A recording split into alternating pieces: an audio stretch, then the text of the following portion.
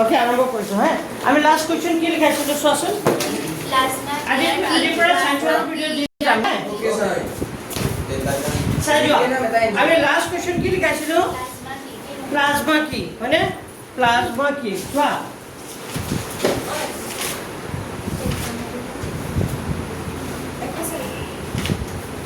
আমি last day plasma কি আৰু প্লাজমাৰ কাম কি লিখাইছিলো নহয় আজি চোৱা কি আহিব হৃদযন্ত্ৰ কি আহিব হৃদযন্ত্ৰটো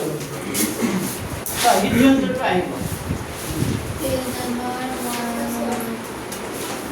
হৃদযন্ত্ৰ ঠিক আছে ছবিটো চোৱা হৃদযন্ত্ৰ ছবিটো পাইছানে এইটো ছবিটো এই ছবিটো আঁকিব পাৰিব লাগিব হৃদযন্ত্ৰ ছবি আহিব বুজি পাইছে নাই যে ছবিটো আঁকিব পাৰিব লাগিব বুজি পাইছে নাই কোনে ভালকৈ আঁকিব পাৰে पाठो सर কোনে পাৰিব पाठो सर मजा आतो सर অলপ অলপ আঁকি দিয়াচোন আহা পিছে বহুত অলপ অলপ কিবা এটা ক'ব লগা আছিল আহা অলপ আছিল पाठो सर वीडियो को सर सर वीडियो यार सर अभी क्या আহা এই ছবিটো অলপ কাটি দিয়ে অলপ কাটি দিয়ে सर पाठो ना बुझे ঠিক আছে হে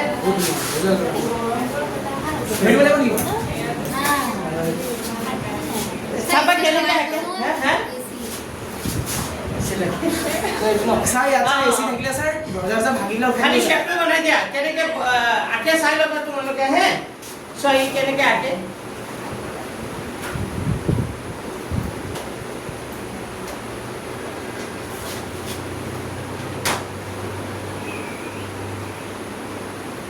হৃদযন্ত্ৰৰ ছবি পৰীক্ষাত আহিব আঁকিব পাৰিব লাগিব এইটো বুজি পাইছে নাই হৃদযন্ত্ৰৰ ছবি আঁকিব পাৰিব লাগিব তো শেপটো ই বনাই লৈছে প্ৰথমতে চোৱা ছবিটো কেনেকৈ আঁকিব প্ৰথমতে তাৰ শেপটো দি ল'বা ঠিক আছে আহা সোনকালে আহা দে না অকমান দিবা দে বহুত वो वीडियो बनी না এটা দেখো তো রাসমালাইটা দেখো আপনি কি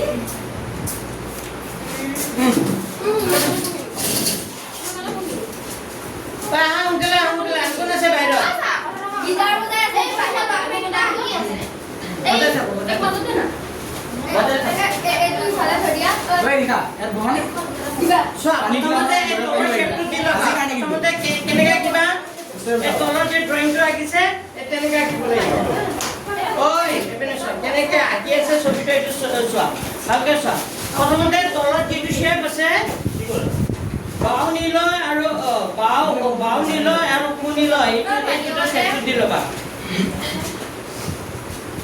अनि पानी दे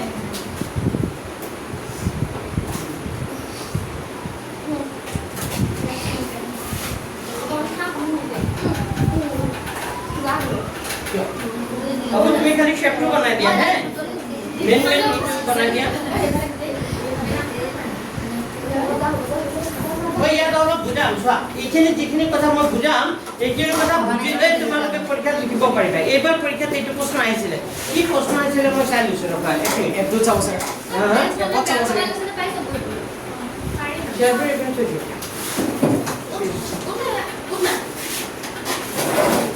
কেনেকৈ আঁকি আছে অলপ চোৱাচোন কিছুমান ল'ৰা ছোৱালীয়ে ছবিটো আঁকিব নোৱাৰে আঁকিব নোৱাৰিলে নহ'ব আঁকিব পাৰিব লাগিব চোৱা ই কেনেকৈ গ'ল প্ৰথমতে তলৰখিনি আঁকিলে তলৰখিনি আঁকাৰ পিছত এতিয়া কোনখিনি আঁকি আছে এই ওপৰৰখিনি আঁকি আছে দেখা পাই আছেনে অঁ এইবাৰ প্ৰশ্নটো কি আহিছিলে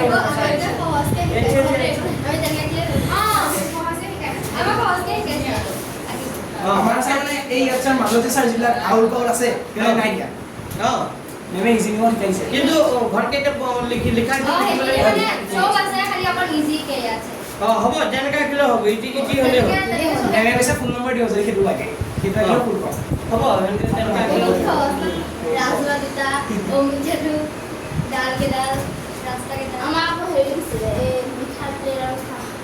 তোমার বিসিদার কোনে পায়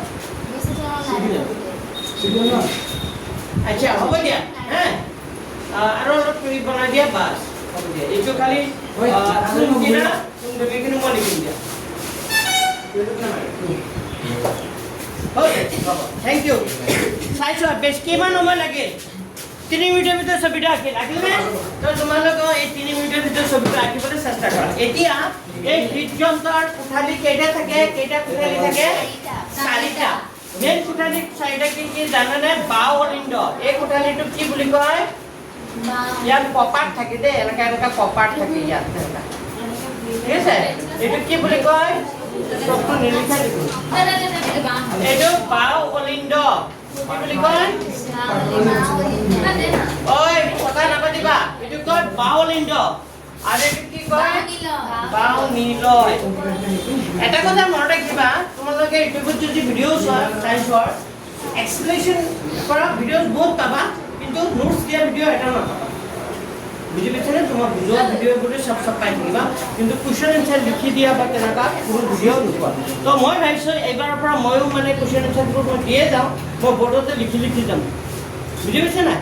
অলপ ভালদৰে যে তোমালোকে লিখিব পাৰা। এইটো হ'ল বাও অলিন্দ। এইটো হ'ব কু অলিন্দ। এইটো কি বুলি কয়? কু অলিন্দ। অলিন্দ।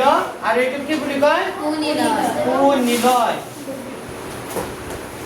ঠিক আছে, এইটো কি বুলি কয়? কু নিলয়। হ'ল এইটো হৃদযন্ত্ৰ নহয় জানো? এইটো হৃদযন্ত্ৰৰ চিত্ৰৰ হৃদযন্ত্ৰ নহয় জানো? হৃদযন্ত্ৰৰ আভ্যন্তৰীণ গঠন। মানুহৰ হৃদযন্ত্ৰৰ কি গঠন? আভ্যন্তৰীণ গঠন, ভিতৰৰ গঠন। তো বাও অলিন্দ, বাও নিলয়, কু অলিন্দ, কু নিলয়। আৰু ইয়াত কি থাকে চোৱা, ইয়াত এটা কিৰা থাকে। এইপিনে এটা কিৰা আছে, দেখা পাইছা? এইটো কোৱা হয় কিৰা। এইটো কি বুলি কয়? কুমকিৰা। আৰু এইপিনে তেজটো ওলাই গৈছে চোৱা, এইপিনে নেদেখালে, এইপিনে তলেদি এটা তেজ ওলাই গৈছে এনেকে, এইটো কোৱা হয় মহাধমনী। এইটো কি বুলি কয়? মহাধমনী। আৰু এইটো কি বুলি কয়? ঊৰ্ধ্ব মহাশিৰা। এইটো কি বুলি কয়? ঊৰ্ধ্ব মহাশিৰা। ঠিক আছে, কি বুলি কয়? ঊৰ্ধ্ব মহাশিৰা। ঐ লাষ্ট বেঞ্চ, একেবাৰে কথা নাপাতিবা। বুজি পাইছা নাই? মই এতিয়া বুজাই আছো। এতিয়া এই হৃদযন্ত্ৰৰ ছবিটো পাইছা? মানুহৰ হৃদযন্ত্ৰ এটা হাতৰ মুঠিৰ নিচিনা অংগ বুলি কৈছে। এনেকৈ হাতৰ মুঠি কৰি দিলে কেনেকুৱা হয়? তেনেকুৱা হয়নে না? তো মানুহৰ হৃদযন্ত্ৰত কেইটা কোঠালি থাকে? চাৰিটা। এটা হ'ল বাও অলিন্দ, বাও নিলয়, কু অলিন্দ আৰু কু নিলয়। এতিয়া এই যে ছবিটো যে দেখা পাইছা, এইপিনে কালাৰটো অকণমান বেলেগ বেলেগ। এইখিনি কালাৰটো অলপ নীলা কালাৰ, নীলা নহয় কি মানে ব্লু কালাৰ, হয়নে নাই? আৰু এইখিনি অকণমান ৰেডৰ নিচিনা, হয়নে নাই? তেনেকুৱা কালাৰ দিয়া আছেনে? এতিয়া কথা নাপাতিব বুলি কৈছে না? আমি এটা কথা জানো, শিৰাবোৰৰ মাজেৰে কি তেজ পৰিবহন হয়? অক্সিজেন বিহীন। কি মানে? কাৰ্বন ডাই অক্সাইড যুক্ত, তাৰ মানে অক্সিজেন বিহীন। আৰু ধমনীবোৰৰ মাজেৰে কি তেজ পৰিবহন হয়? ধমনীবোৰৰ মাজেৰে কি তেজ পৰিবহন হয়? অক্সিজেন যুক্ত। তো এইখিনি কথা বুজিবা হে। তো আমাৰ এইটো কি আছিলে? এইটো কি আছিলে? হাওঁফাওঁ। এইটো কি আছিল? হাওঁফাওঁ। হাওঁফাওঁ তাত যেতিয়া আমি উশাহ লওঁ, শুনিবা, তেতিয়া আমি কি লওঁ? উশাহ লওঁ। উশাহ লোৱাৰ লগে লগে যথেষ্ট পৰিমাণৰ বায়ু আমাৰ হাওঁফাওঁলৈ সোমায়, হয়নে নাই? হাওঁফাওঁত সোমায়। হাওঁফাওঁত কিছুমান কি থাকে? বায়ুকোষ থাকে, মানে কিছুমান ৰক্তজালিকা থাকে। বায়ুকোষবোৰ এনেকা মানে বিচনা এনেকা বেলুনৰ নিচিনা। বুজি পাইছে নাই? এনেকা বেলুনৰ নিচিনা বায়ুকোষ থাকে। আৰু যেতিয়া আমি কি কৰোঁ? উশাহ লওঁ। উশাহ লোৱাৰ লগে লগে অক্সিজেন, যথেষ্ট পৰিমাণৰ অক্সিজেন বায়ুত যায়। আমাৰ বায়ুত, আমাৰ হাওঁফাওঁত যিবোৰ ৰক্তজালিকা থাকে, তাত কি থাকে? হিমোগ্লোবিন থাকে। কি থাকে? তেজত লোহিত ৰক্তকণিকা থাকে। লোহিত ৰক্তকণিকাত কি থাকে? হিমোগ্লোবিন। আৰু আমি জানো হিমোগ্লোবিনৰ অক্সিজেনৰ প্ৰতি আসক্তিটো কি? বেছি। যেতিয়া আমি উশাহ লওঁ, হাওঁফাওঁত যথেষ্ট পৰিমাণৰ বায়ু সোমায়, তেতিয়া এয়া থকা হিমোগ্লোবিনবোৰে, মানে লোহিত ৰক্তকণিকাত থকা হিমোগ্লোবিনবোৰে অক্সিজেনবোৰক ধৰি ৰাখে। আৰু যেতিয়া অক্সিজেনবোৰক ধৰে, ই অক্সি হিমোগ্লোবিন হৈ যায়। কি হৈ যায়? যেতিয়া সি অক্সি হিমোগ্লোবিন হৈ যায়, অক্সি হিমোগ্লোবিন হোৱাৰ লগে লগে কুমকিৰাৰ মাজেৰে, কাৰ মাজেৰে? এনে শিৰাবোৰে কি তেজ পৰিবহন কৰে? অক্সিজেনবিহীন। কিন্তু এনেকুৱা এটা শিৰা আছে যি অক্সিজেনযুক্ত তেজ পৰিবহন কৰে। এইটো আহিব পাৰে প্ৰশ্নটো। এনে শিৰাবোৰে কি তেজ পৰিবহন কৰে? মই লিখি দিম বাৰু। কাৰ্বন ডাই অক্সাইড মানে অক্সিজেন বিহীন। কিন্তু এনেকুৱা এটা শিৰা আছে যি কি তেজ পৰিবহন কৰে? হাওঁফাওঁৰ পৰা যেতিয়া তেজখিনি অক্সিজেনযুক্ত হৈ যায়, প্ৰথমতে আহি ক্ৰোম হীৰাৰ জৰিয়তে কাৰ মাজেৰে ক্ৰোম হীৰাৰ মাজেৰে প্ৰথমতে বাওলিংটো সোমায় ক'ত সোমায় হৃদযন্ত্ৰৰ যিটো বাওঁফালৰ দিশ বাওঁফালৰ কোঠালি বাওলিংটো কোঠালিত সোমায় বুজি পাইছা বাওলিংটো কোঠালিত যেতিয়া তেজখিনি পুৰা ভৰ্তি হৈ যায় এনেকুৱা ভৰ্তি হৈ যায় ইয়াত কি থাকে কপাৰ থাকে এনেকুৱা কপাৰটো এনেকুৱা টাইপৰ এনেকুৱা মানে সি তললৈ প্ৰেছাৰ পৰালৈকে এনেকুৱা তললৈ খোল খাই যায় কিন্তু ওপৰলৈ উঠিব নোৱাৰে এনেকুৱা ছিষ্টেমৰ বুজি পাইছে এনেকৈ কি থাকে কপাৰ যেতিয়া ইয়াৰ তেজখিনি পুৰা ফুল হৈ যায় কপাৰটো ফুল খাই যায় তলৰ ফালে আৰু এই পশ্চাৎ অংশ বাওলিংটো তেজখিনি সোমাই যায় ক'ত সোমায় বাওলিংটো আৰু অলিংডৰ বাওলিংটো বোলে বাওলিংডৰ পৰা তেজখিনি বাও নীললৈ যায় ক'ত যায় বাও নীললৈ যায় আৰু বাও নীলৰ যিটো মানে বেৰ এই বেৰখন যথেষ্ট কি হয় ডাঠ হয় অলিণ্ডতকৈ নীলৰ বেৰখন যথেষ্ট ডাঠ হয় এইটো এটা প্ৰশ্ন আহিব পাৰে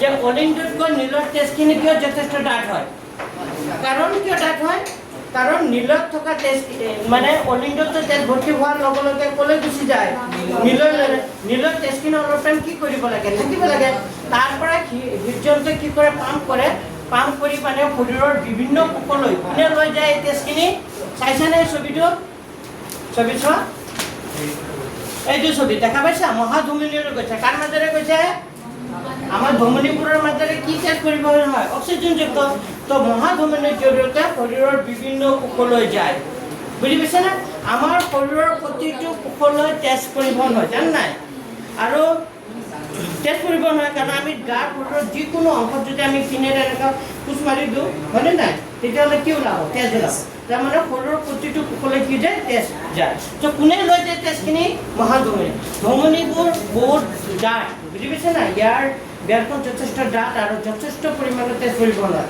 যেতিয়া ধমনীবোৰ তোমালোকে চাব পাৰে এনেকুৱা ডক্টৰ ইয়াত চাই হয়নে নাই তেজটো দি যায় আৰু ধমনী যদি কাটি যায় নহয় তেতিয়াহ'লে কি হয় তেজটো ৰখাবলৈ বহুত টান হয় মানুহ নাবাচে বুজি পাইছে নাই ইয়াত কাটিলে এনেকুৱা কাটিলে মানে কি হয় বচাবলৈ কি হয় দিগদাৰ হয় এই ফিল্মত দেখা নাই এনেকৈ হাত কাটি দিয়ে হাত কাটাৰ লগে লগে একদম মানে হস্পিটেল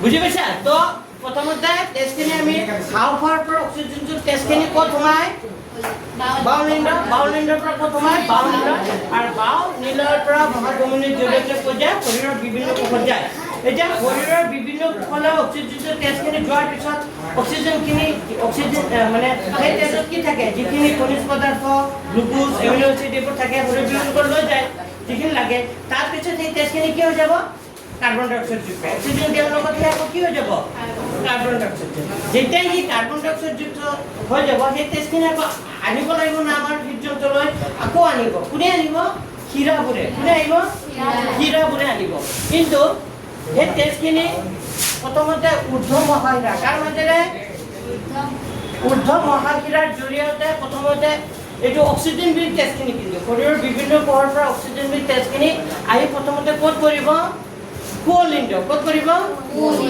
কুৱলিণ্ডত পৰাৰ লগে লগে হৃদযন্ত্ৰই ক'ব তইতো অক্সিজেন বিহীন হৈ আহি সোমাইছ তই এনেকুৱা হ'লে নহ'ব তই আহি সোমাইছ ঠিক আছে ইয়াত সোমা প্ৰথমতে কি হ'ব কুৱলিণ্ডত সোমাব কুৱলিণ্ডত যেতিয়া তেজখিনি ভৰ্তি হৈ যাব ইয়াত কি থাকে কপাৰটো ফুল খাই যাব ফুল খোৱাৰ লগে লগে ক'লৈ গুচি যাব নীললৈ যাব নীলৰ পৰা ক'ৰ পৰা নীলৰ পৰা কোনে লৈ যাব তেজখিনি ক্ৰোম ধমনীয়ে একচুৱেলি ধমনীবোৰে কি তেজ পৰিবহণ কৰে অক্সিজেনযুক্ত কিন্তু এনেকুৱা এটা ধমনী আছে যি কি তেজ পৰিবহণ কৰে অক্সিজেনবিহীন শুনি লোৱা ধমনীবোৰে কি তেজ পৰিবহণ কৰে অক্সিজেনযুক্ত কিন্তু এনেকুৱা ধমনী আছে যি অক্সিজেন তেজ পৰিবহণ কৰে তো এইটো এইফালে গৈছে এইটো হা এইফালে এই ধমনীটোৰ নাম কি ক্লোম ধমনী ক্লোম কি ধমনী এই ক্লোম ধমনীয়ে অক্সিজেনবিহীন তেজখিনি আকৌ ক'ত লৈ যাব এই তেজখিনি ক্লোম ধমনীয়ে তেজখিনি আকৌ ক'ত লৈ যাব হাওঁফাওঁ ক'লৈ গৈছে লৈ যাব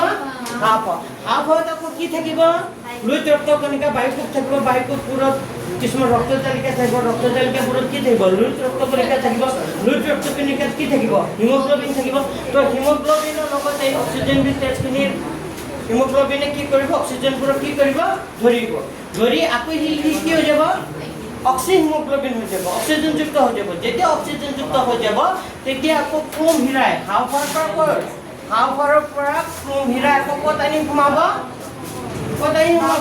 বাহুলিংগ বাহুলিংগৰ পৰা বাহুলিংগৰ পৰা শৰীৰৰ বিভিন্ন কোষলৈ যাব বিভিন্ন কোষৰ পৰা অক্সিজেন তেজখিনি আকৌ ক'ত সোমাব পুলিংগ পুলিংগৰ পৰা পুনিল পুনিলৰ পৰা হাওঁফাওঁ কোনে লৈ যাব হাওঁফাওঁৰ পৰা আকৌ অক্সিজেনযুক্ত হৈ ক্লোমহিৰৰ মাজত এনেকৈ পৰ্যায়টো কি হ'ব চলিব এতিয়া মোক কোৱা হৃদযন্ত্ৰত কেইবাৰ তেজ পৰিবহণ হয় হৃদযন্ত্ৰত মানুহৰ হৃদযন্ত্ৰত কেইবাৰ তেজ সোমায় কেইবাৰ তেজ পৰিবহণ হয় দুবাৰ এবাৰ কি তেজ হয় সোমায় এবাৰ কি হয় অক্সিজেনযুক্ত হৈ হয় বুজি পাইছে নাই সেইকাৰণে তাৰ দ্বৈত ৰক্ত পৰিবহণ বুলিও কোৱা হয় পিছত পাম বাৰু তো এইখিনি কথা বুজিছে নাই ঐ লিখিব পাৰিবা নাই পাৰিবা হৃদযন্ত্ৰত কেনেকৈ তেজ পৰিবহণ হয় কথাখিনি লিখিব লাগে তো প্ৰথমতে প্ৰশ্ন লিখাচোন মানুহৰ হৃদযন্ত্ৰৰ কোঠালি কেইটাৰ কি কি লিখা প্ৰথম প্ৰশ্নটো লিখা প্ৰথম প্ৰশ্নটো লিখা মানুহৰ হৃদযন্ত্ৰৰ কেইটা কোঠালিযুক্ত আৰু কি কি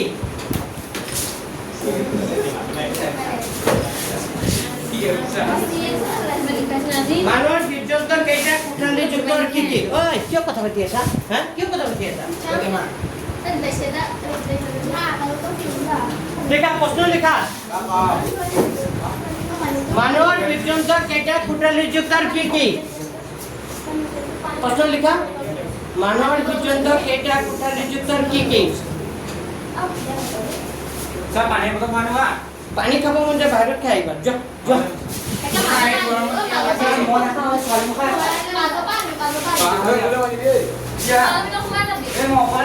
চবে গৰমত চবে পানী বটল লৈ আহিবা নিজৰ পানী নিজে লৈ আহিবা লিখা মানুহৰ হৃদযন্ত্ৰৰ কেইটা কোঠালিযুক্ত কি এনসাৰ লিখা চাৰিটা কোঠালিযুক্ত কেইটা কোঠালিযুক্ত চাৰিটা কোঠালিযুক্ত লিখা চাৰিটা কোঠালিযুক্ত এনসাৰটো কি লিখিবা চাৰিটা কোঠালিযুক্ত নাম্বাৰ 1 এক নম্বৰতে কি লিখিবা কু এক নম্বৰতে কি লিখিবা কু অলিন্দ দুই নম্বৰত লিখিবা কু নিলয় কি লিখিবা কু অলিন্দ তাৰ পিছত কি লিখিবা কু নিলয় 3 নম্বৰত লিখিবা বাউ অলিন্দ 4 নম্বৰত লিখিবা বাউ নিলয়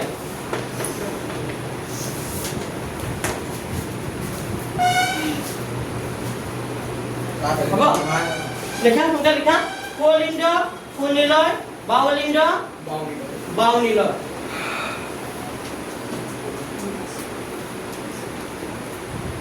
কোলিন্দ কোনিলয় বাউলিন্দ আৰু কি হ'ব বাউনিলয় ঠিক আছে আছে বুজি লেখা এতিয়া এটা কথা এনেকাও আহিব পাৰে কোলিন্দ আৰু কোনিলয় কোলিন্দ কোনিলয় এটা ভাল থাকে যে কপাৰতে থাকে এই কপাৰটোৰ নাম কি আহিব পাৰে এখন কিতাপত দিয়া নাই কিন্তু এতিয়া ইয়াতে কোলিন্দ কোনিলয়ৰ মাজত এটা কপাৰ নাথাকে এই কপাৰটোৰ নাম কি আহিব পাৰে বা ভালটোৰ নাম কি লিখা প্ৰশ্নটো লিখা প্ৰশ্ন লিখা নেক্সট প্ৰশ্ন লিখা কু অলিন্দ আৰু কোনিলয়ৰ লিখা কু অলিন্দ আৰু কোনিলয়ৰ কু অলিন্দ আৰু কোনিলয়ৰ মাজত থকা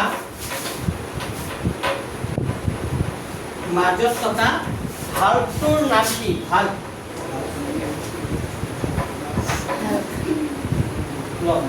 ভালটোৰ নাম কি জানা নেকি তোমালোকে স্কুলতো পঢ়াইছে কু অলিন্দ আৰু কোনিলয়ৰ মাজত থকা ভালটোৰ নাম কি তাক কপাট বুলি ক'লেও হ'ব হয় এনসাৰটোৰ নাম কি কোলিন্দ কোনিলয়ৰ মাজত থকা ভালটোৰ নাম ট্ৰাইকাস্পিড ভালভ লিখিবা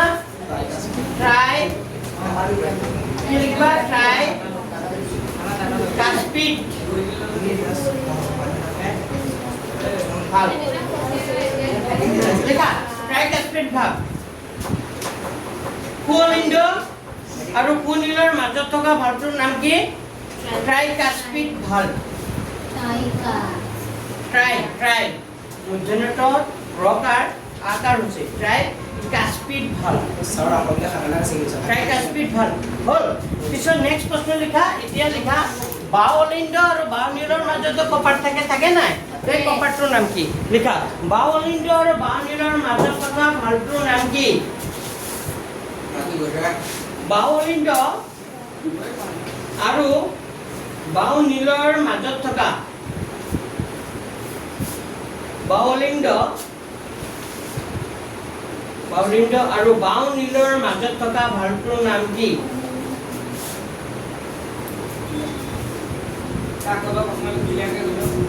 লিখা বাউলিন্দ আৰু বাউনীলৰ খালি কুটো বাউ কৰি দিয়া হৈ যাব বাউলিন্দ আৰু বাউনীলৰ মাজত থকা ভালটোৰ নাম কি এইটোৰ নাম হ'ল বাইকাস্পিড ভাল কি টাইটো কি হৈ যাব তেতিয়া বাই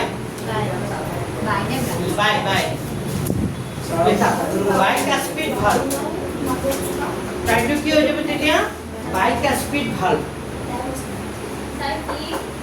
বাইকাস্পিড ভাল কাস্পিড এইটো বা হৈছে হ'ল কাস্পিড এইটো এনেকে যেনে পূৰ্ণ বানান যেনেকে লিখা হয়নে নাই অ প এনেকা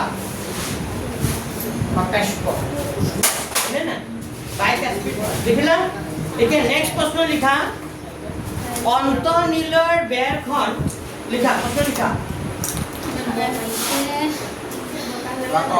লিখা অন্তনীলৰ বেৰখন অন্তনীলৰ প্ৰশ্নটো লিখি দিছো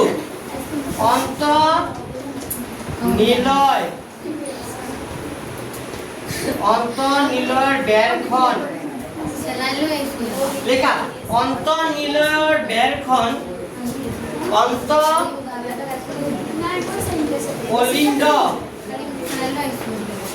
অন্তঃলিংগৰ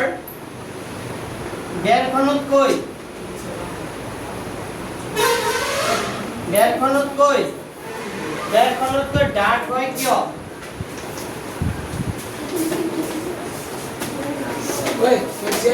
লিখা প্ৰশ্নটো লিখা অন্তঃলিংগৰ বেৰখনতকৈ ডাঠ হয় কিয় ঐ মনে মনে থাকিবা দেই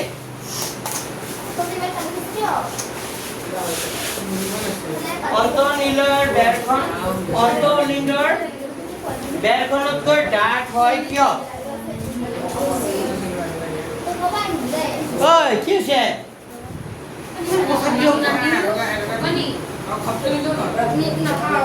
বেলেগৰ পৰা পানী খুজি খুজি খাই নাথাকিবা নিজে পানী আনি ল'বা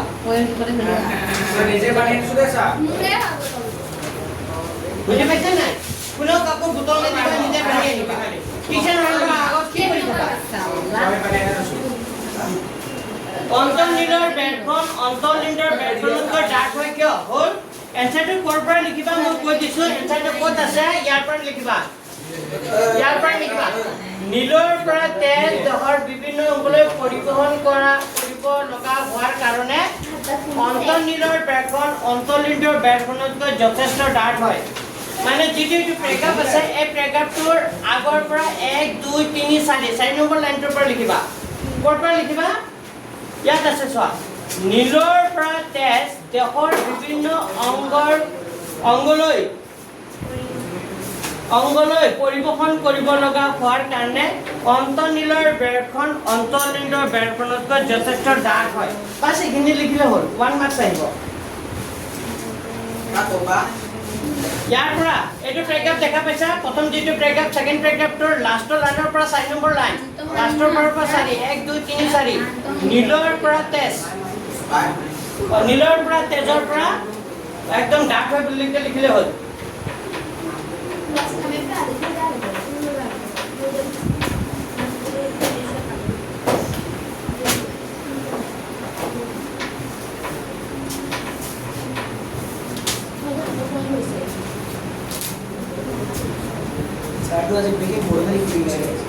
নাই সব লিখিব নোৱাৰি ইমান দীঘল লিখিলে আমনি লাগি যাব খালি কষ্টবোৰ লিখি দিম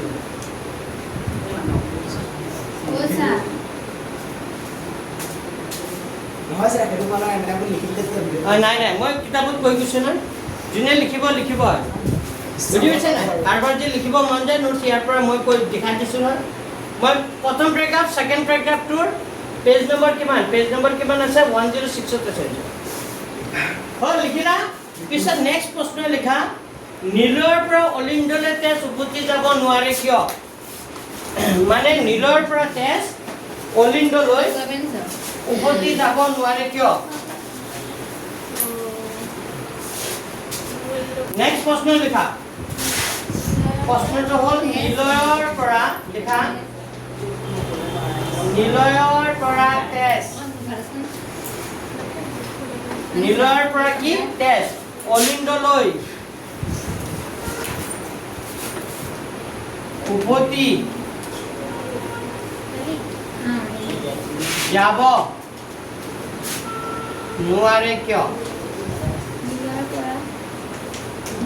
কি কৈছো নীলৰ পৰা তেজ অলিন্দলৈ উভতি যাব নোৱাৰে কিয় এবাৰ যদি অলিন্দ তোমাৰ অলিন্দৰ পৰা কলৈ গুচি যায় নীলত যেতিয়া যায় তেতিয়া নীলৰ পৰা অলিন্দলৈ কিয় তেজ যাব নোৱাৰে কি থাকে কপাৰ থাকে তো এনসাৰটো এইটো যেটো প্ৰথম প্যাৰাগ্ৰাফ সেকেন্ড প্যাৰাগ্ৰাফ যেটো আছে লাষ্টৰ দুটা লাইন লিখি দিলে হ'ল কু অলিন্দ আৰু কু নীলয় আৰু বা অলিন্দ আৰু বা নীলৰ মাজত কপাৰ থাকে সেই কাৰণে নীলৰ পৰা অলিন্দলৈ তেজ উভতি যাব নোৱাৰে আছে নে আচ্ছা লিখা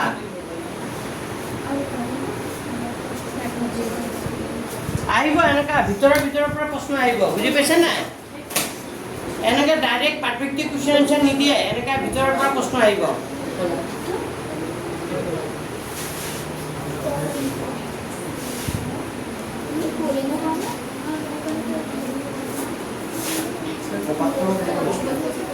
অপাৰ্টমেণ্ট এনেকা দুটা ভাল এনেকা দুটা ভাল প্ৰব্লেম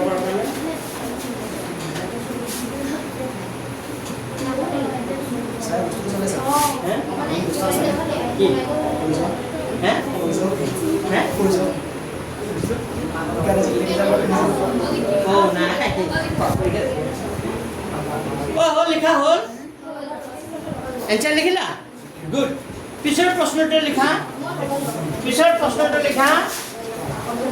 প্ৰশ্ন অক্সিজেন বিহীন পিছৰ প্ৰশ্নটো লিখা অক্সিজেন বিহীন তেজ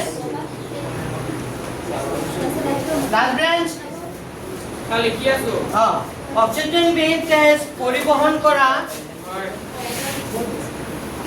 ধমনীটোৰ নাম কি ধমনীডালৰ নাম কি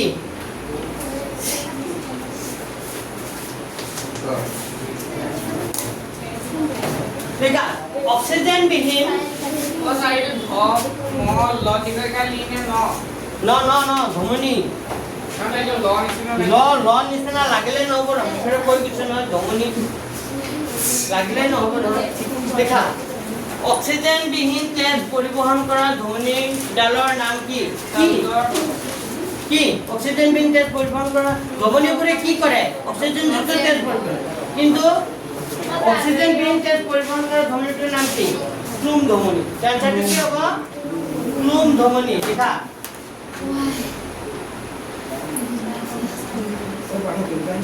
देखा आंसर होगा प्लुम धमनी ऑक्सीजन विहीन तेज परिवहन करा धमनीडाলৰ नाम কি आंसरটো কি লিখিবা প্লুম ধমনী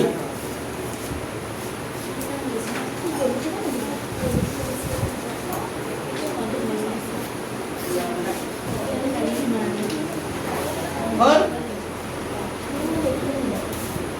ऑक्सीजन विहीन तेज परिवहन करा धमनीडाলৰ नाम কি প্লুম ধমনী হল লিখা হল চবৰে কিশোৰ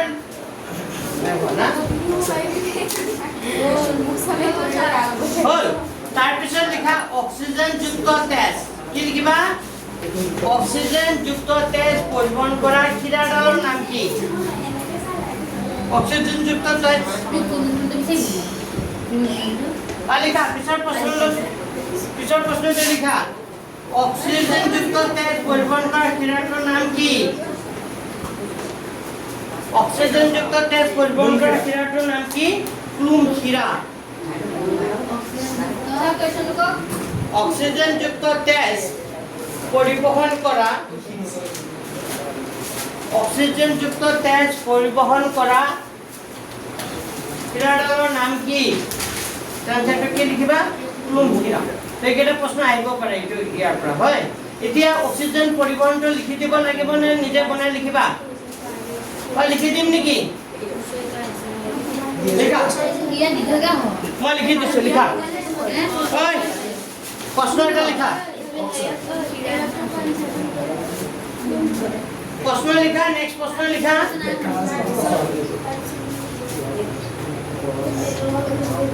লিখা মানুহৰ হৃদযন্ত্ৰৰ এটা পৰিষ্কাৰ চিত্ৰ অংকন কৰা লিখা মানুহৰ হৃদযন্ত্ৰৰ এটা পৰিষ্কাৰ চিত্ৰ অংকন কৰা প্ৰশ্ন লিখা নেক্সট প্ৰশ্ন কৈ আছো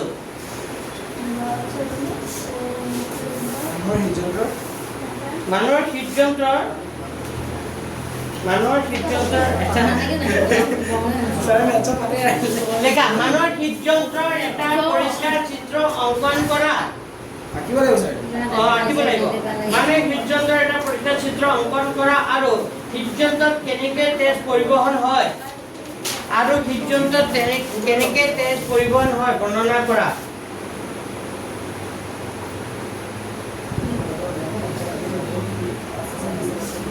আকৌ কৈছো মানুহৰ হৃদযন্ত্ৰৰ এটা পৰিষ্কাৰ চিত্ৰ অংকন কৰা আৰু হৃদযন্ত্ৰত কেনেকৈ তেজ পৰিবহণ হয়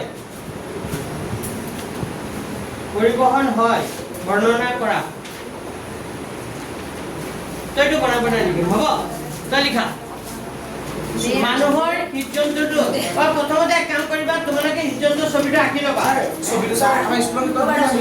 আঁকিলে হ'ব তোমালোকে হৃদযন্ত্ৰৰ ছবিটো প্ৰথমতে আঁকিবা হে হৃদযন্ত্ৰটো আঁকিবৰ কাৰণে অকণমান জাগা এৰি দিয়া হ'ব হৃদযন্ত্ৰটো আঁকিবৰ কাৰণে অকণমান জাগা এৰি দিয়া পিছত তলত লিখিবা হে লিখা অলপ জাগা এৰি হৃদযন্ত্ৰটো আঁকিবৰ কাৰণে যিমান জাগা লাগে সিমান জাগা এৰি দিয়া তাৰপিছত তলৰ পৰা লিখি যাবা লিখা মানুহৰ হৃদযন্ত্ৰটো লিখাচোন মানুহৰ হৃদযন্ত্ৰটো কি ছবিটা আঁকিবৰ জাগা এটা তাৰপিছত তলত লিখি দিবা হে হ'ব কিন্তু পৰীক্ষাত যে ছবিটা আগতে আঁকিব হ'ব লিখা মানুহৰ হৃদযন্ত্ৰটো হাতৰ মুঠি সদৃশ কৈ কিছু লিখি যোৱা মানুহৰ হৃদযন্ত্ৰটো হাতৰ মুঠি সদৃশ এটা পেশীযুক্ত অংগ হাতৰ মুঠি সদৃশ হাতৰ এনেকৈ হাতৰ মুঠি কৰিলে যিমান হয় আৰু বুজি পাইছে নাই মানুহৰ হৃদযন্ত্ৰটো হাতৰ মুঠি সদৃশ এটা পেশীযুক্ত অংগ এটা পেশীযুক্ত কি অংগ পিছে লিখা হাওঁফাওঁৰ পৰা লিখা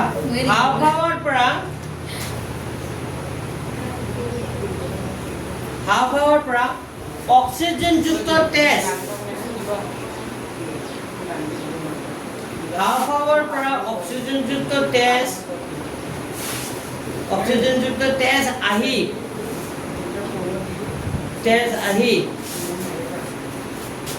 ক্লোমশিৰাৰ জৰিয়তে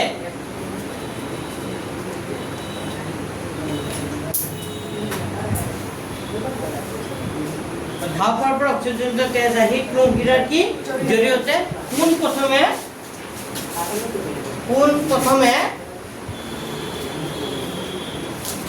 পোন প্ৰথমে হৃদযন্ত্ৰৰ বাওঁ অলিণ্ডত সোমায় হৃদযন্ত্ৰৰ বাওঁ অলিণ্ড কোঠালিত সোমায় এনেকুৱা লিখিলে হ'ব কোঠালি শব্দটো লগাবা নে নলগোৱা বাওঁ অলিণ্ডত সোমায় এই বাওঁ অলিণ্ডত সোমায় বুলি লিখিলে বাওঁ অলিণ্ডত সোমায় আৰু বাওঁ অলিণ্ডত সোমায় আৰু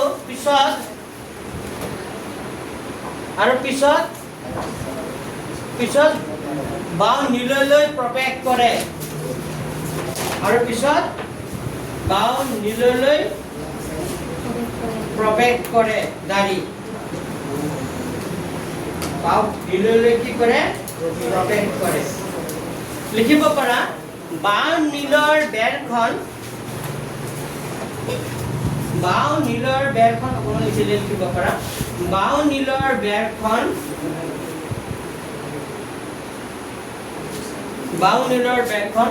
বাওঁ অলিণ্ডৰ বেৰখনতকৈ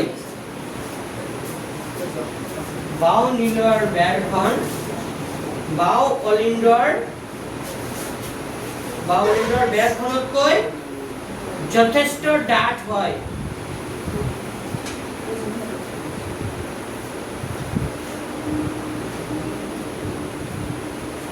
যথেষ্ট কি হয়? ডাঠ হয়। পিছত লিখিবা বাও ডাঠ হয় এইখিনি লিখিলা। পিছত লিখা বাও অলিণ্ডৰ পৰা বাও অলিণ্ডৰ নহয় কি বাও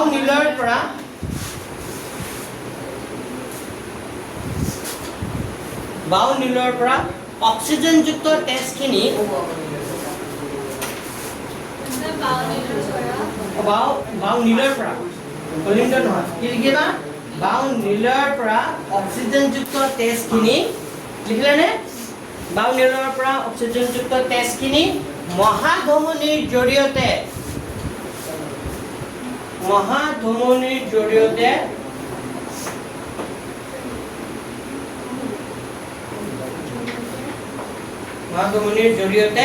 শৰীৰৰ বিভিন্ন কোষলৈ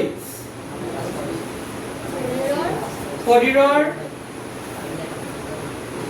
বা দেহৰ লিখিলে হ'ল শৰীৰৰ বিভিন্ন অংগলৈ কোষলৈ লিখিব না অংগলৈ লিখিব? আচ্ছা শৰীৰৰ বিভিন্ন কোষলৈ পৰিবহণ হয়। শৰীৰৰ বিভিন্ন কোষলৈ পৰিবহণ হয়। জানি বুজি পাইছা? তো এইটো প্ৰথম কাম গ'ল হয়নে? আকৌ এইটোতো এটা পাঠে লিখিলো বাফলৰ কথাখিনি লিখিলো। আকৌ এইখিনি কথা লিখিব নালাগিব? আকৌ কি লিখিবা? আকৌ শৰীৰৰ বিভিন্ন কোষৰ পৰা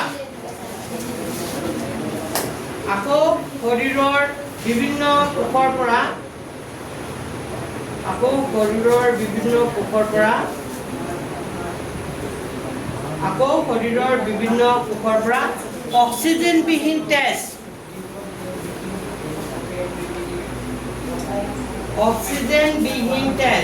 অটোবিহীন লিখিলে হ'ব। অক্সিজেনবিহীন তেজ লিখিলানে? ঊৰ্ধ্ব মহাশিৰাৰ জৰিয়তে ঊৰ্ধ্ব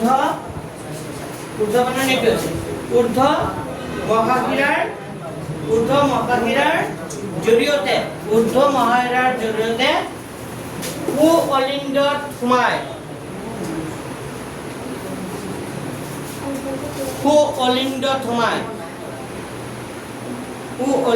সোমায় আৰু পিছলৈ কি সুনীললৈ কি কৰে? প্ৰৱেশ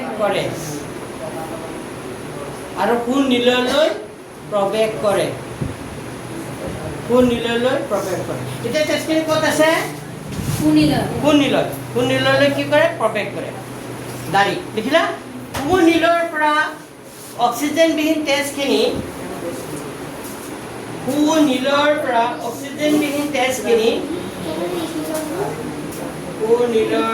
এইটো বনাই লিখিব পাৰিবা। বুজি পাইছা নাই? সুনীলৰ পৰা অক্সিজেনবিহীন তেজখিনি ক্লোম ধমনীৰ জৰিয়তে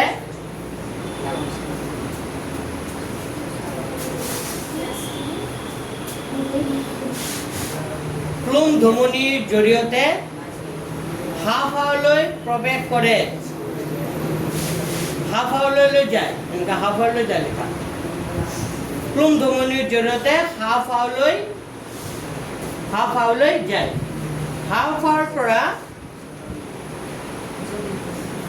হাঁওফাওৰ পৰা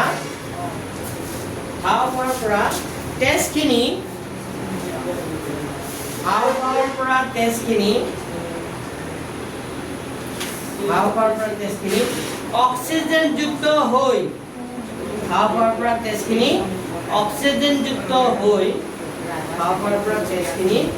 অক্সিজেনযুক্ত হৈ পুনৰ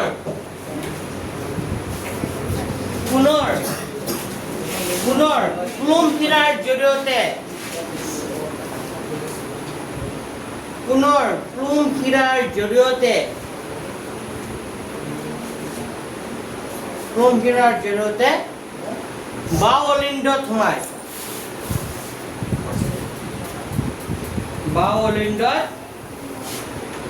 বাওঁ অলিণ্ডত সোমায় আৰু বাওঁ নীললৈ যায় আৰু বাওঁ নীললৈ সোমায় আৰু বাওঁ নীললৈ যায় বাওঁ নীললৈ যায় হয় নীলৰ পৰা বাওঁ নীলৰ পৰা তেজখিনি লিখিব পৰা বাওঁ নীলৰ পৰা তেজখিনি বাওঁ নীলৰ পৰা তেজখিনি মহাধমনীৰ জৰিয়তে বাওঁ নীলৰ পৰা তেজখিনি মুখস্থ কৰিব নালাগে বনাই লিখিবা বাওঁ নীলৰ পৰা তেজখিনি মহাধমনীৰ জৰিয়তে আকৌ শৰীৰৰ বিভিন্ন কোষলৈ যায় বাচি গ'ল বাওঁ নীলৰ পৰা তেজখিনি মহাধমনীৰ জৰিয়তে শৰীৰৰ বিভিন্ন কোষলৈ যায় দেখিলা এনেকৈয়ে হৃদযন্ত্ৰত তেজৰ পৰিবহণ হয়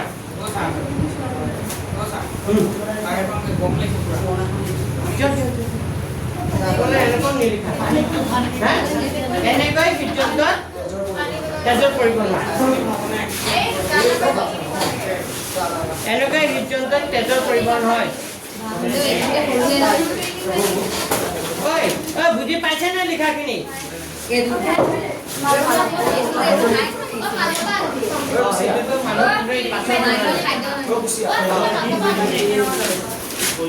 কথাখিনি বুজি পাইছা এবাৰ চোৱা বাওঁ অলিণ্ডত সোমাই পিছত বাওঁ নীললৈ যায় বাওঁ নীলৰ পৰা শৰীৰৰ বিভিন্ন কোষলৈ যায় ঠিক আছে আকৌ কি হ'ব শৰীৰৰ বিভিন্ন কোষৰ পৰা তেজখিনি ঘূৰাই আনি ক'ত সোমাব কলিণ্ডৰ পৰা খুনীলৈ খুনীলৰ পৰা আকৌ ক'ত যাব হাওঁফাওঁলৈ ক্ৰোমধমনীৰ জৰিয়তে ক'ত যাব হাওঁফাওঁৰ পৰা যেতিয়া সি অক্সিজেনযুক্ত হৈ যাব আকৌ কোনে লৈ দিব ক্ৰোমহীৰাৰ জৰিয়তে আনি ক'ত সোমাই দিব বাওলিণ্ডৰ পৰা বাওনীলৰ পৰা শৰীৰৰ বিভিন্ন কোষলৈ যাব এনেকৈ কি হ'ব প্ৰক্ৰিয়াটো চলি থাকিব বুজি পাইছেনে পাৰিবনে লিখিব লাষ্টত মই এটা লাইন বেছি লিখি দিছোঁ আকৌ এবাৰ ৰাখি সোমোৱাটো লিখিছোঁ শৰীৰৰ বিভিন্ন কোষলৈ গ'ল শৰীৰৰ বিভিন্ন কোষৰ পৰা আগে ইয়াত সোমাল ইয়াৰ পৰা আকৌ হাওঁফাওঁলৈ গ'ল হাওঁফাওঁৰ পৰা আনি ইয়াত সোমাই দিবা মই ইয়াৰ পৰা আকৌ যে শৰীৰৰ বিভিন্ন কোষলৈ লিখি দিছোঁ তোমালোকে বাওঁ অলিণ্ডত সোমাই বুলি লিখি ইয়াতে কেঞ্চেল কৰিব দুটা লাইনলৈকে লাষ্টত কাটি দিব পাৰিবানে হে বাওঁ অলিণ্ডত সোমাই যে এইখিনিলৈকে লিখিলেও হ'ব যদিও সোমাই থাকে লিখিবা নহ'লে ইমানলৈকে লিখিলে হ'ল এনেকৈ মানুহৰ তেজৰ পৰিবহণ পাৰিবানে আচ্ছা ঠিক আছে নেক্সট এতিয়া চোৱা ছবিটো আঁকিবলৈ জাগা দিছা এতিয়া মানুহৰ হৃদযন্ত্ৰ কেইটা কোঠালিযুক্ত আমি পাইছিলোঁ কেইটা চাৰিটা মানে যিবোৰে বায়ুমণ্ডলৰ পৰা যথেষ্ট পৰিমাণে অক্সিজেন গ্ৰহণ কৰে সিহঁতৰ কেইটা হৃদযন্ত্ৰ থাকে চাৰিটা আৰু যিবোৰে চাৰিটা কোঠালিযুক্ত থাকে ন হৃদযন্ত্ৰ সিহঁতৰ তেজটো কি থাকে গৰম থাকে বুজি পাইছে নাই উষ্ণৰোগী প্ৰাণী যেনে উষ্ণৰোগী ঘৰিয়াল নহয় ঘৰিয়ালৰ চাৰিটা আছে জানো নহয় ঘৰিয়ালৰ চাৰিটা বছৰ আচ্ছা যিবোৰ পক্ষী আছে বা স্তন্যপায়ী যিবোৰ প্ৰাণী চবত কেইটা থাকে চাৰিটা লিখা প্ৰশ্ন এটা লিখা পক্ষী আৰু স্তন্যপায়ী প্ৰাণীৰ প্ৰশ্নটো লিখা পক্ষী আৰু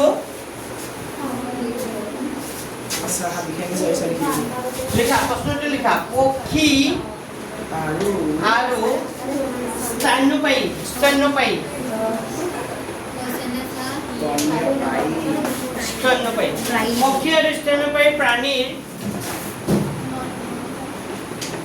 পক্ষী আৰু স্তন্যপায়ী প্ৰাণীৰ হৃদযন্ত্ৰ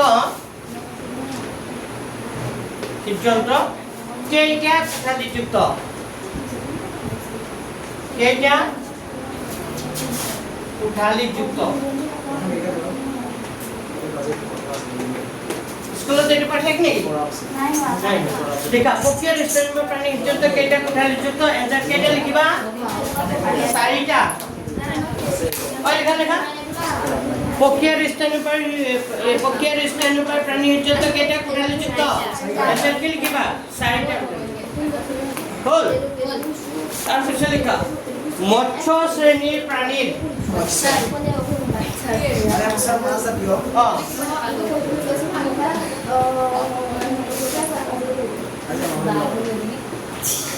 লিখা পিছৰ প্ৰশ্নটো লিখা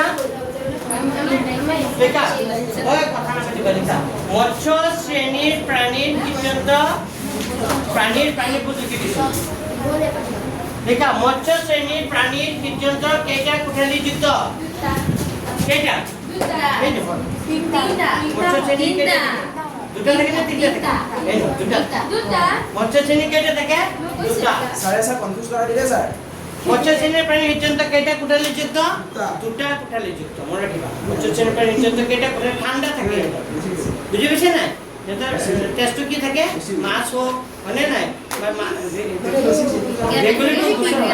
রেগুলার তিনটা এনে কেইটা লিখিলা দুটা কিছু আরেকটা প্রশ্ন লিখা উভচর আৰু সৰীসৃপ পানীত কয় পিছত লিখা ওই সেম কথা না কথা উভচৰ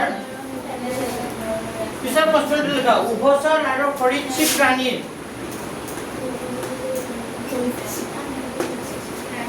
উভচৰ আৰু সৰীসৃপ প্ৰাণীৰ পৰ্যন্ত কেইটা কোঠালি যুক্ত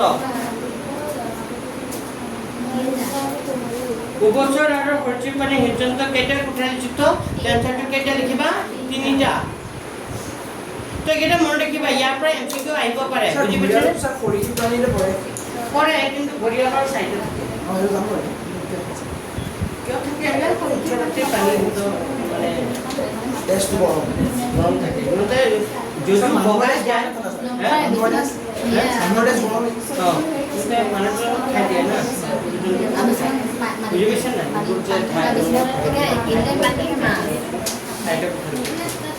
হ'ল লিখা হ'ল তাৰপিছত নেক্সট প্ৰশ্নটো লিখা এটা খুব ইম্পৰ্টেণ্ট কোৱেশ্চন লিখা দিছো লিখাচোন লিখা নেক্সট প্ৰশ্নটো লিখা দন্ত ৰক্ত পৰিবহন তন্ত্ৰ কাক বোলে ঐ পেনে চোৱা প্ৰশ্নটো লিখা এটা মুছি দিছো দন্ত পাঠন কোন জায়গা দিবা কোন পাঠন এরিয়া আছে প্রশ্ন লিখা লেখা দৈত্য রক্ত পরিবহন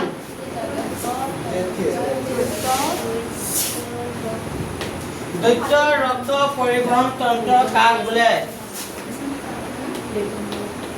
বা ৰক্তটো নিদি ডাইৰেক্ট এনেকৈ দৈত্য পৰিবহন তন্ত্ৰ কাক বোলে এনেকৈ দিব পাৰে বা কেতিয়াবা দৈত্য ৰক্ত পৰিবহন তন্ত্ৰ কাক বোলেও আহে দৈত্য ৰক্ত পৰিবহন তন্ত্ৰ কাক বোলে লগতে ইয়াত আৰু প্ৰশ্ন হ'ব দেই লগতে ইয়াতে লগাবা প্ৰশ্ন মানুহৰ দেশত অসীম কথা নাপাতিবা লিখা মানুহৰ দেশত সংগঠিত লিখা মানুহৰ দেশত সংগঠিত দৈত্য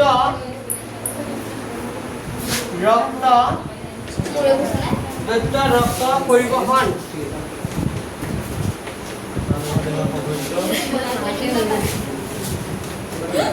মানুহৰ দেশত সংগঠিত দৈত্য ৰক্ত পৰিবহন তন্ত্ৰটো বৰ্ণনা কৰা এইটো কিন্তু কোৱেশ্চন খুবেই দৰকাৰী দেই খুবেই দৰকাৰী কোৱেশ্চন এইটো বৰ্ণনা কৰা ইয়াৰ প্ৰয়োজন কি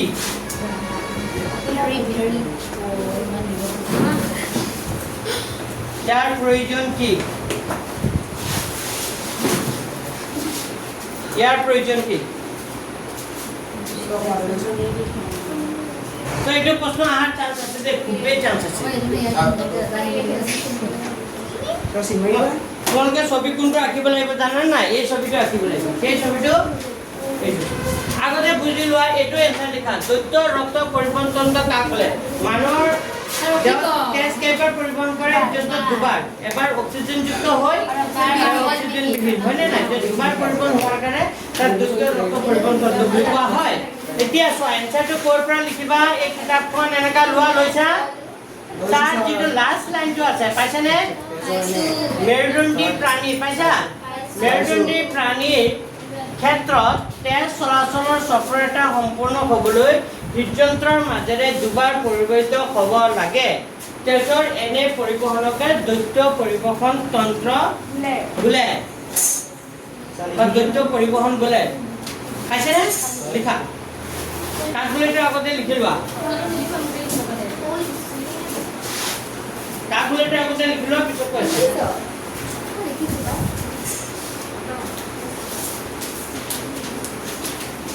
এটা আহিব একদম কমন এইকেইটা পলিটিক কি কৰিব আপোনাৰ নাক কাটিব এই যি কৰে কৰক মই গুৰুত্ব হাৰিব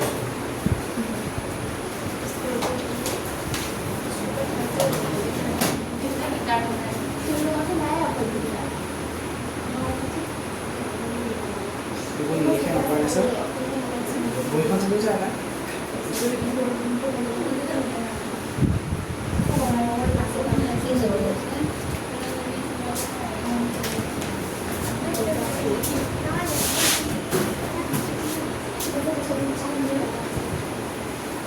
Sir,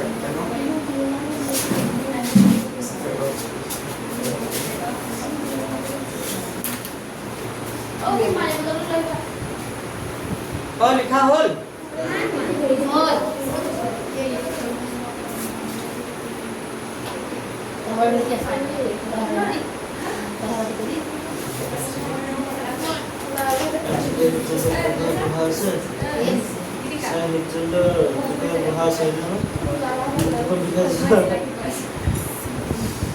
লিখা হ'ল পিছত লিখিবা হ'ল মানস হৈ গ'ল আচ্ছা পিছত প্ৰেকেপটেন্সটো লিখিবা মানুহৰ শৰীৰত তেজ ইয়াৰে উত্তৰ ইয়াৰ পিছৰখিনি লিখা মানুহৰ শৰীৰত তেজ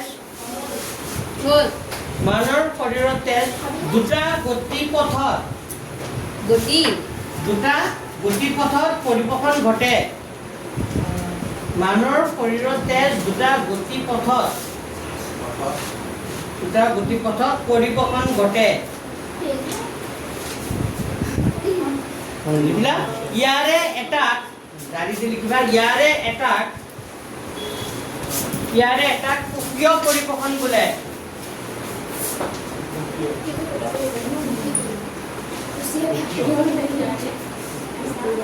ইয়াৰে এটাক সুকীয় পৰিবহন বোলে ইয়াৰে এটা কি বুলি কয় সুকীয় পৰিবহন বোলে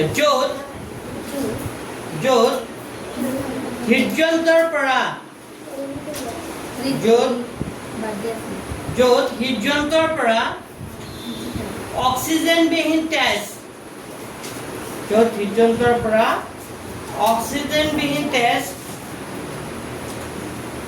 হাওঁফাওঁত প্ৰৱেশ কৰে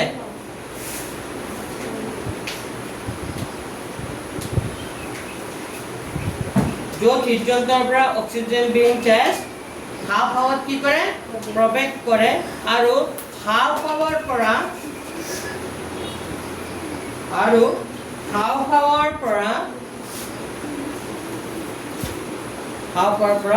অক্সিজেনযুক্ত তেজ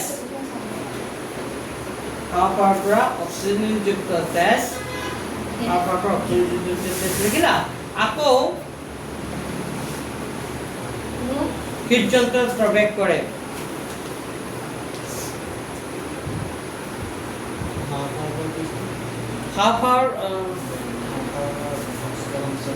হাওঁফাওঁৰ পৰা অক্সিজেনযুক্ত তেজ আকৌ হৃদযন্ত্ৰত কি কৰে প্ৰৱেশ কৰে মানে প্ৰথমতে হৃদযন্ত্ৰৰ পৰা অক্সিজেন তেজখিনি ক'ত যায় হাওঁফাওঁত যায় হাওঁফাওঁৰ পৰা আকৌ অক্সিজেনযুক্ত হৈ আকৌ সোমাই হৃদযন্ত্ৰত সোমায় বুজি পাইছা এইটো এটা পৰিবহন ঠিক আছে আনটো পৰিবহনত লিখা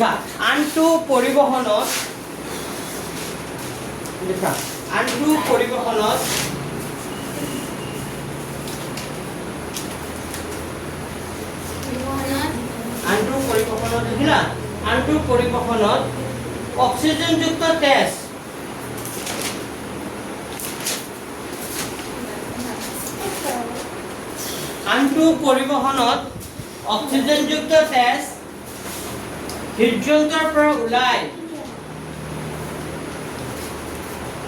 আনটো পৰিবহনত অক্সিজেনযুক্ত গেছ হৃদযন্ত্ৰৰ পৰা ওলাই শৰীৰৰ বিভিন্ন কোষলৈ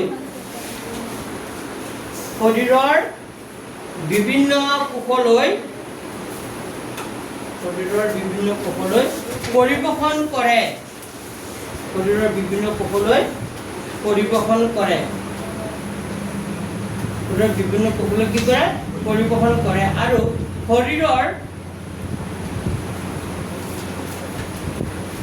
আৰু শৰীৰৰ অক্সিজেনবিহীন তেজ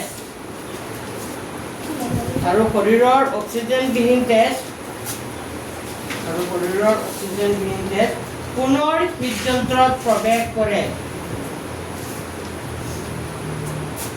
আৰু শৰীৰৰ অক্সিজেনবিহীন তেজ পুনৰ হৃদযন্ত্ৰত কি কৰে? প্ৰৱেশ কৰে। বুজি পাইছেনে? মানে হৃদযন্ত্ৰৰ পৰা প্ৰথমতে অক্সিজেন তেজখিনি শৰীৰৰ বিভিন্ন কোষলৈ যায় আৰু শৰীৰৰ বিভিন্ন কোষৰ পৰা অক্সিজেন তেজখিনি আকৌ কোষতে হৃদযন্ত্ৰলৈ যায়। বুজি পাইছেনে? এবাৰ হৃদযন্ত্ৰৰ পৰা অক্সিজেনটো শৰীৰৰ বিভিন্ন কোষলৈ যায়, যেতিয়া শৰীৰৰ বিভিন্ন অক্সিজেনখিনি দি দিয়ে, তাৰপিছত আকৌ তাৰ পৰা অক্সিজেন বিন হৈ গ'ল নহয়, সেইখিনি তেজ আকৌ হৃদযন্ত্ৰলৈ কি কৰে? ওলাই উভতাই হ'ল। এনে পৰিবহনক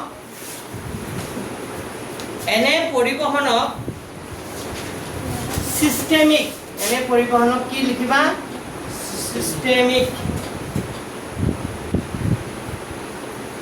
সিস্টেমিক পৰিবহন বোলে। এনে পৰিবহনক কি বুলি কয়? সিস্টেমিক পৰিবহন বোলে।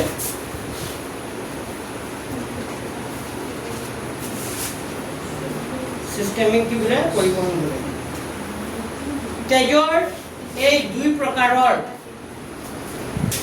তেজত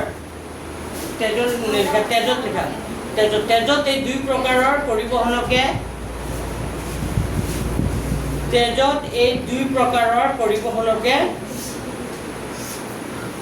দ্বৈত ৰক্ত পৰিবহন বোলে।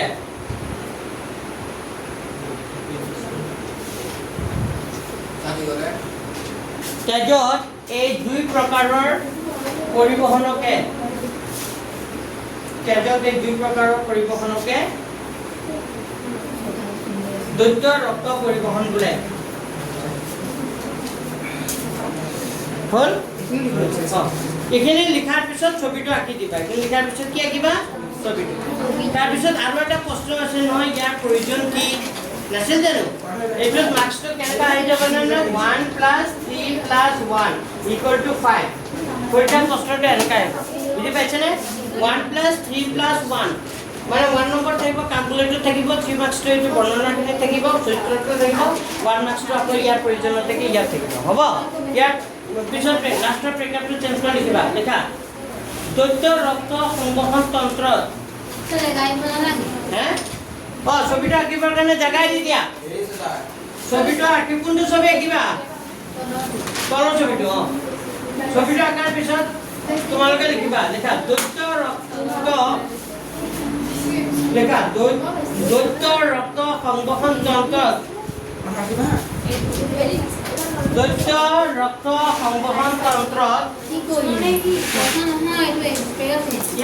ইয়াৰ প্ৰয়োজন কি নাই জানো? লাষ্টৰ সেইখিনি লিখি আছো। লিখা দ্বৈত ৰক্ত সংবহন তন্ত্ৰত তেজে হাওঁফাওঁৰ পৰা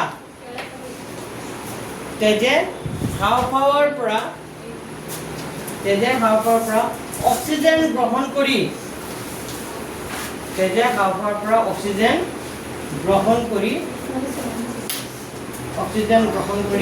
শৰীৰৰ বিভিন্ন কলাকোষত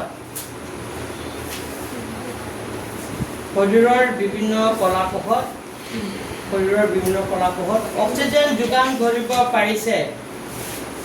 শৰীৰৰ বিভিন্ন কলাকোষত অক্সিজেন যোগান ধৰিব পাৰিছে।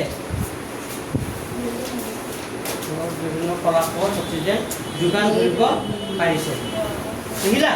এই হ'ল ইয়াৰ প্ৰয়োজনীয়তা। ইয়াৰ প্ৰয়োজন কি? মানে হাওঁফাওঁৰ পৰা অক্সিজেন কি কৰে? গ্ৰহণ কৰে। অক্সিজেন গ্ৰহণ কৰি হৃদযন্ত্ৰৰ নাই হৃদযন্ত্ৰৰ পৰা শৰীৰৰ বিভিন্ন কোষ লৈ যায় যদি এনেকুৱা নহ'লে হয় তেতিয়াহ'লে মানে দ্বৈত ৰক্ত যদি নহ'লে হয় তেতিয়া এই কামটো নহ'লে হয় বুজি পাইছা ইয়াৰ প্ৰয়োজনীয়তা এইটোৱে পাৰিবানে অ'কে ঠিক আছে তাৰপিছত আহিল তাৰপিছত লিখা ৰক্তচাপ কাক বোলে লিখাচোন ৰক্তচাপ গম পাইছা ৰক্তচাপ মানে কি আমাৰ ধমনীবোৰৰ ৰক্তনলিকা আমাৰ গাত কিছুমান কি আছে ৰক্ত কিছুমান ধমনী আছে কিছুমান কি থাকে শিৰা হয়নে নাই তো ধমনীবোৰৰ মাজত কি হয় তেজবোৰ চলাচল হৈ থাকে না শৰীৰৰ বিভিন্ন কোষলৈ যায় আকৌ শিৰাবোৰে আকৌ কি আনে উভতাই আনে তো কি হয় ধমনীবোৰৰ বেৰবোৰ যথেষ্ট ডাঠ হয় শিৰাবোৰৰ বেৰবোৰ কি হয় পাতল এতিয়া কথা হৈছে যেতিয়া তেজখিনি ধমনীবোৰৰ মাজেৰে যায় তাত তেওঁলোকে সেই ধমনীবোৰত কি কৰে এটা চাপ দিয়ে যেনেকৈ এটা পাইপৰ মাজেৰে যদি পানী গৈ থাকে সেই পাইপত এটা চাপ দিয়ে নাই যদি ক'ৰবাত পাইপৰ ফুটা উঠে তাৰ পৰা পানী ওলাই যায় নে নাই যায় তেনেকৈ আমাৰ শিৰাবোৰৰ বা ধমনীবোৰৰ মাজেৰে যেতিয়া চলাচল হৈছে ক'ৰবাত কি হ'ব পাৰে ফাটিও যাব পাৰে হয়নে নাই তো সেই মানে শিৰাবোৰত বা ধমনীবোৰত কি দিয়ে তেজে থাকি দিয়ে চাপ দিয়ে সেই চাপটোকে কি বুলি কয় ৰক্তচাপ তো ইয়াত আছে ধুনীয়াকৈ লিখাচোন ৰক্তচাপ কাক বোলে প্ৰশ্নটো লিখা ৰক্তচাপ কাক বোলে এই কেই প্ৰকাৰৰ আৰু কি কি লিখা খুবেই ইম্পৰ্টেণ্ট কুৱেশ্যন লিখি দিছোঁ মই প্ৰশ্নটো এইটো ৰক্তচাপ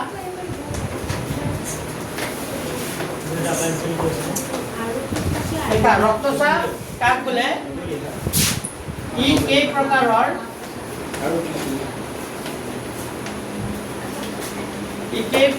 আৰু কি কি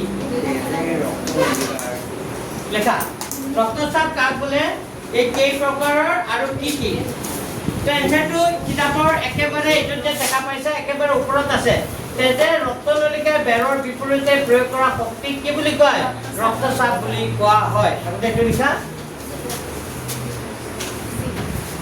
আগতে এইটো লিখি লোৱা ৰক্তচাপ কাক বোলে এইটো লিখি লোৱা দুই প্ৰকাৰৰ আগতে কাক বোলে এইটো লিখি লোৱা আছিল সিস্টোলিক চাপ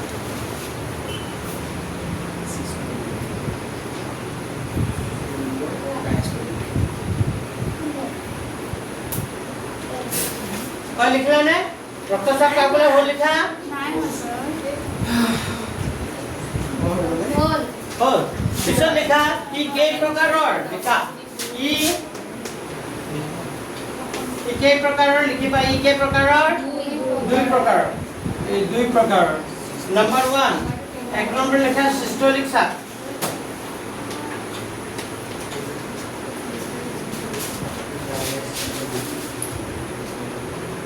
এক নম্বৰ লিখিবা সিস্টোলিক চাপ তাৰপিছত দুই নম্বৰতে কি লিখিবা ডায়াস্টোলিক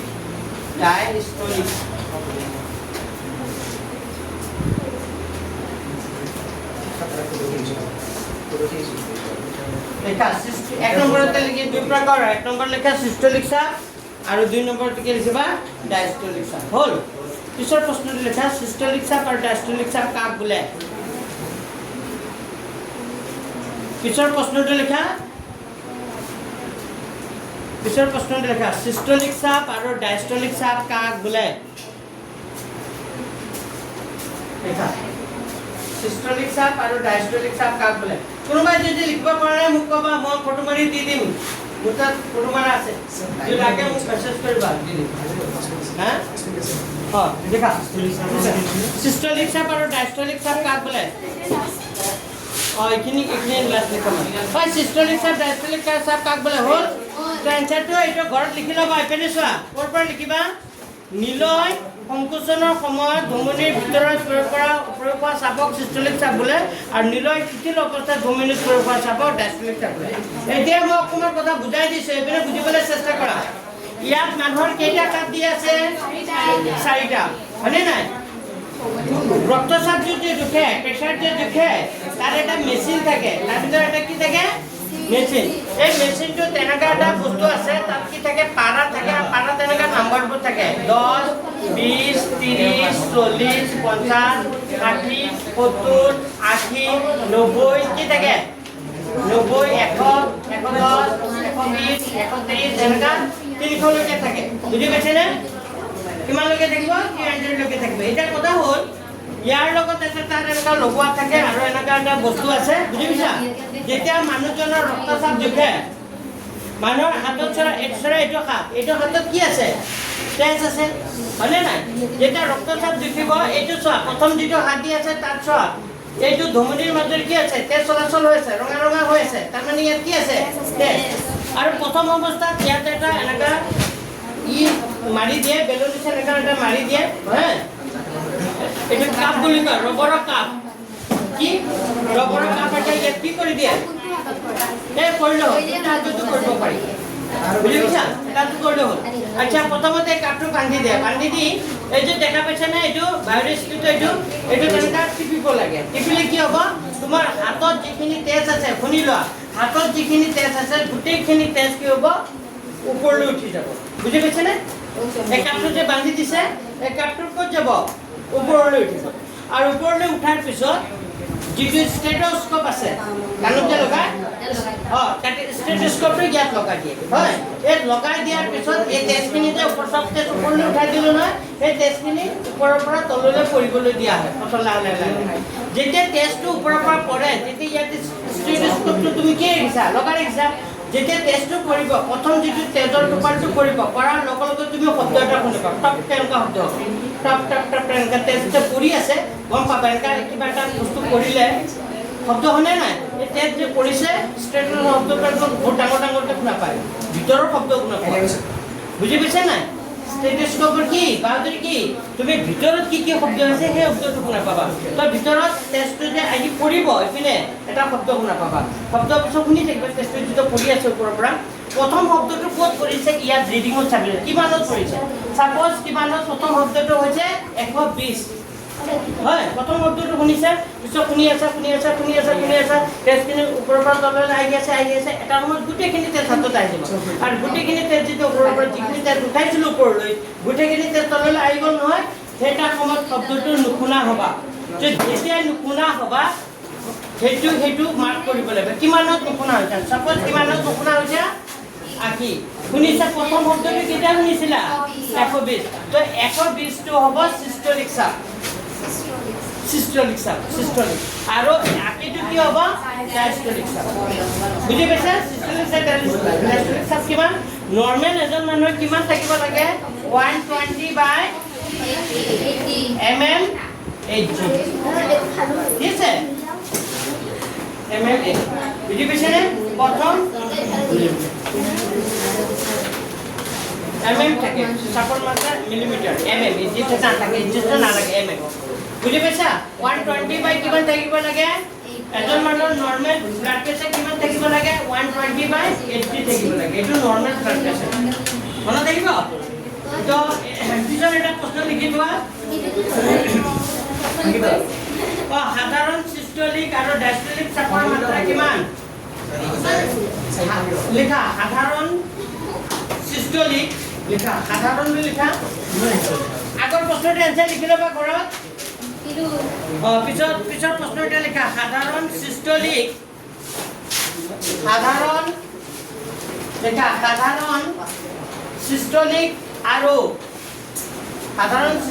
আৰু ডায়াস্টোলিক চাপৰ মাত্ৰা কিমান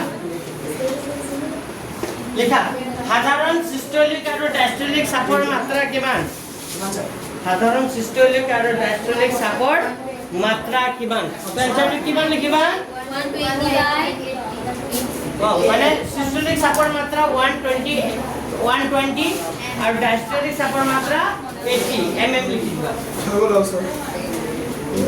লিখা সিস্টোলিক চাপৰ মাত্ৰা কিতাপত ধুনীয়াকৈ দি আছে সিস্টোলিক চাপৰ মাত্ৰা 120 mm সিস্টোলিক চাপৰ মাত্ৰা 120 mm আৰু ডায়াস্টোলিক চাপৰ মাত্ৰা 80 mm হল এতিয়া এই ৰক্তচাপ যে জোখে প্ৰেছাৰ যে জোখে যন্ত্ৰটোৰ নাম কি এইটো আহিব পৰীক্ষাত লিখা ৰক্তচাপ জোখা যন্ত্ৰটোৰ নাম কি 100% কমন এইটো লিখা 100% কমন কোৱেশ্চন ৰক্তচাপ জোখা যন্ত্ৰটোৰ নাম কি লিখা ৰক্তচাপ জোখা যন্ত্ৰটোৰ নাম কি আজিকালি এইটো মেনুৱেল ডিজিটেলো ওলাইছে বহুত তেনেকুৱা লগাই দিয়ে সি অট'মেটিক ৰিডিং লৈ লয় হয়নে নাই ডিজিটেলত কেতিয়াবা ৰিডিংটো অকণমান ইফাল ইফাল দিয়ে বুজি পাইছেনে কিন্তু মেনুৱেলৰ ৰিজাল্টটো কি একুৰেট পোৱা যায় তাত কি থাকে জানে নাই মেনুৱেলখন পাৰা থাকে কি থাকে পাৰাটো একচুৱেলি জুলীয়া কেনেকুৱা অৱস্থাত থাকে কিন্তু ই ধাতু কিন্তু ই কেনেকুৱা অৱস্থাত থাকে অলিখানৰ ৰক্তচাপ জোখা যন্ত্ৰটোৰ নাম কি এনচাৰটো লিখা স্পাইগোমেনোমিটাৰ সেইটোৱেইটো স্পাইগোমেনোমিটাৰ পাইছেনে ইয়াত আছে ৰক্তচাপ জোখা যন্ত্ৰটোৰ নাম এইটো লিখি না ৰক্তচাপ জোখা যন্ত্ৰৰ নাম স্পাইগোমেনোমিটাৰ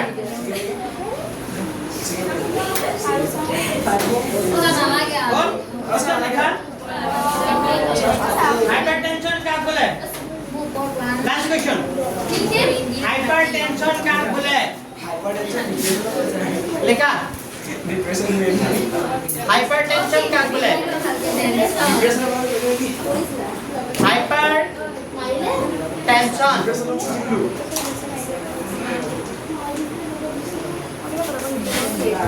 लिखा हाइपरटेंशन क्या बोले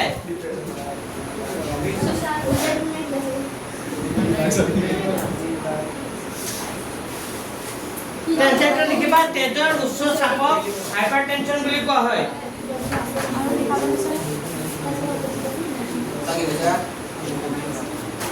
তেজৰ উচ্চ চাপক হাইপাৰটেনশন বুলি কোৱা হয় হ'ব আজি ইমানলৈকে লিখিছো হাইপাৰটেনশন মানে স্যাৰ তেজৰ উচ্চ চাপ ডিপ্ৰেছন মানে কি স্যাৰ